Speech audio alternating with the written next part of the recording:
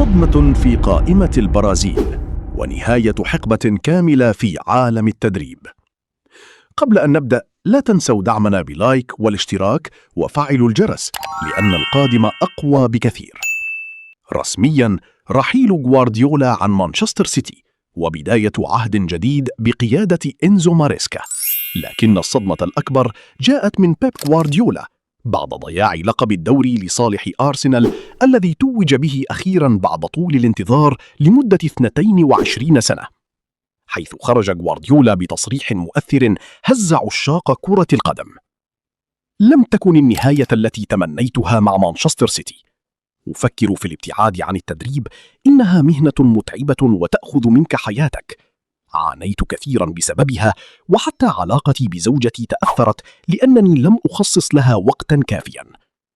الآن سأرتاح وبعدها سأقرر إن كنت سأعود أم لا. كما هنأ غوارديولا فريق أرسنال على اللقب مؤكدا أنهم يستحقونه. كلمات كسرت قلوب عشاق الساحرة المستديرة.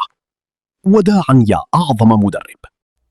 فيرمين لوبيز يؤكد غيابه عن كأس العالم بعد خضوعه لعملية جراحية.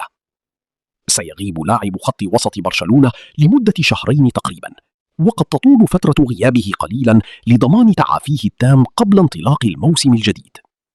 في البرازيل نيمار يعود رسميا إلى كأس العالم، بينما تم استبعاد ريتشارليسون، أنتوني، جواو بيدرو.